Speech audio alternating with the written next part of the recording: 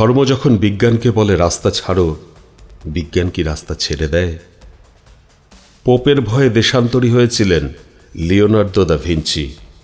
সারাদিন একটা অন্ধকার ঘরের মধ্যে পায়চারি করতেন গ্যালিলিও গ্যালিলেই। তাকে পাহারা দেবার জন্য বসে থাকত একজন ধর্মের পেয়াদা, যার চোখের পাতা বাতাসেও নড়ত না। বিজ্ঞান কি তখন থেমেছিল? তীর্থের পাণ্ডাদের হৈ হৈ তাদের লাল চক্কি পেরেছিল পৃথিবীকে বেঞ্চের ওপর দাঁড় করিয়ে সূর্যকে তার চারিদিকে ওঠবস করাতে। ধর্ম যতদিন দুঃখী মানুষকে বেঁচে থাকার সাহস দেয়, ততদিন রাস্তা নিয়ে কারোর সঙ্গে তার ঝগড়া থাকে না। রাস্তা কারোর একার নয়, বরং তাকেই একদিন রাস্তা ছাড়তে হয় যার স্পর্ধা আকাশ ছুঁয়ে যায়।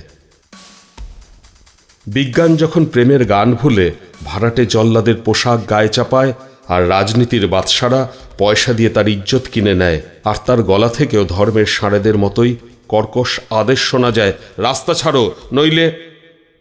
পৃথিবীর কালো সাদা হলুদ মানুষের গান, তাদের স্বপ্ন এক মুহূর্তে সেই চিৎকার শুনে থমকে তাকায়। তারপর যার যেদিকে রাস্তা, সেই দিকে মুখ করেই তারা সামনে, আরো সামনের দিকে এগিয়ে যায়।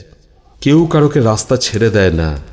যতদিন এই পৃথিবীতে গান থাকে, গানের মানুষ থাকে, স্বপ্ন থাকে।